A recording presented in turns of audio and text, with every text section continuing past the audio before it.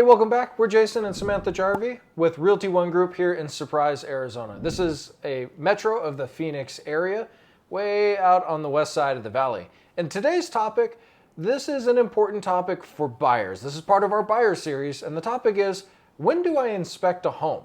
Okay, so inspection typically is going to occur rather quickly. So you go and view the home, you like it, you and your agent talk and put an offer together, you go through negotiations with the seller, and once everybody agrees on the terms, then all your timelines begin. And so there is your due diligence period. Your due diligence period is what it's called here. So typically the standard amount is you're going to have 10 calendar days in order to inspect the home, both a home inspection, inspect the neighborhood, just any sort of information that you're exploring. So unless you choose to lower that timeline, that's going to be the standard. So you'll want to get going on hiring an inspector quickly. And when you say standard, what she really means is the boilerplate. So that the way our contracts are set up is if you don't fill in the blank, there's a number there already. And that number is 10 days. All of the terms in the contract are negotiable between the buyer and seller, and depending on the instance or the circumstance of the sale, there may be an advantage to one side or the other to have those timelines be longer or shorter. And your timeline is going to vary too with the ferocity of the market.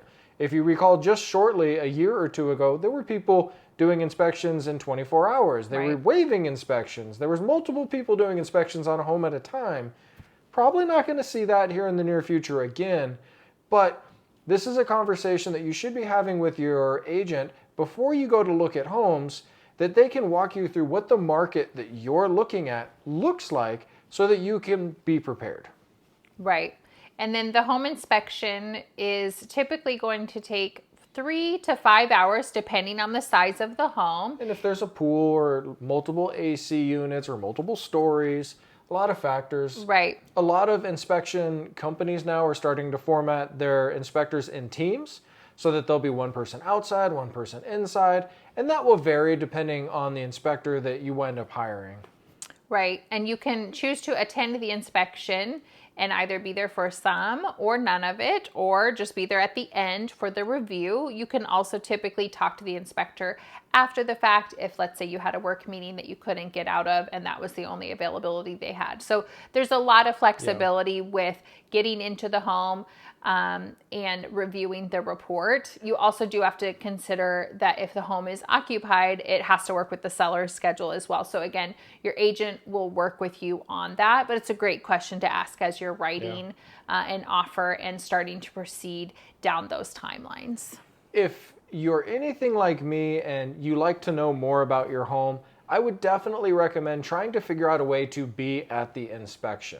You're going to get a much more in-depth look at any of the problems that the inspector finds while he's there, different than when you talk to him over FaceTime or phone later in the evening and they're trying to recall all of the hundreds of things that they were looking at. Not to mention, it gives you the opportunity during your due diligence period, this time frame when you're really deciding, is this the house for me, prior to knowing any of the financial implications of the inspection, you get to feel out the space.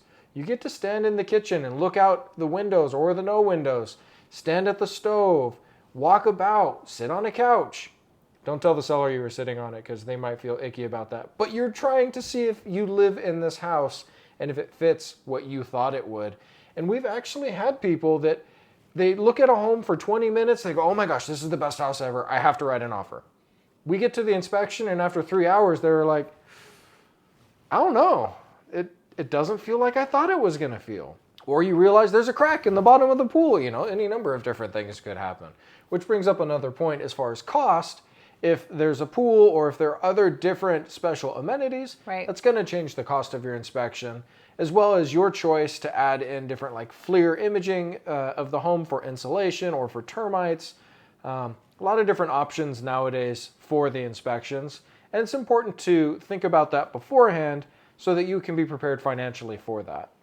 Yes, and another thing that a lot of people like to do during the inspection, because if you're there for that 3 to 5 hours, you oftentimes have a little bit of free time in between while the inspector's getting set up to go to the different stations that he's going to inspect. people like to bring a tape measure and measure for Oh, yeah. furniture. So that's a really big thing that people want to do, but sometimes forget. So don't forget to bring your tape measure so you can see if your big sectional couch is going to fit in the family room, or what size bookshelf you can get for that bonus room. It's a great time to really start to visualize if you can live in this home. Yeah, getting the accurate square footage measurements of the rooms that you want to change the carpet or the tile, picturing what different rooms are going to get painted, and building that to-do list up also helps you to make a more informed decision. When you sit down and you go, whew, it's going to be 10 grand for carpet, and you're thinking about all the repairs that need to happen, this is your time to really absorb all of that data and make a decision on how you can proceed with that house and how you and your agent can negotiate the best deal for you. Absolutely. And so after the inspection happens, you should still have hopefully a couple of days in case you want to bring in additional contractors. So the inspector will typically word in his report that something is wrong and the buyer needs to inspect further with a professional in that field. So that may be an electrician, a plumber, a roofer, a painter. And so you'll want to talk quickly with your agent about getting more people in if you need to understand better the scope of what's going to need to be fixed, so that when it comes time to negotiate with the seller to either have them do some repairs before closing, or to potentially give you a closing cost credit so that you can take care of it after you close on the home. Yeah. So there are a couple of different ways to go about it, but you'll definitely want to be prepared to gather a little more information even after the initial home inspection. Yeah, and thinking about that additional inspection, a little bit of story time. One of the homes that we were looking to buy before this one, we were out of state at the time, writing it sight unseen. Everything about the house seemed perfect until the inspection. The inspector noticed a number of cracks around in the drywall that didn't make sense, which led him to really look further at the foundation. Then he was like, okay, you guys really need to have an engineer, foundation expert come in and look to see what's going on here. There were a number of things that just didn't line up. So we had enough time left in our inspection, and we did.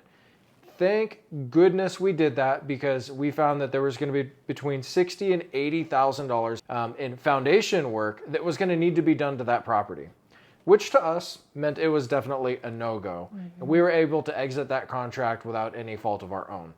But without that information, we would have definitely gotten into a pretty ugly situation. Yeah, and that brings up actually another great point though, because once a buyer does a home inspection here, they actually need to send the full report to the seller. Right. And so now the seller should know all of those things about the home and redo their disclosure. And so you'll definitely want to ask, if a home's been on the market a little while, has anybody else done a home inspection?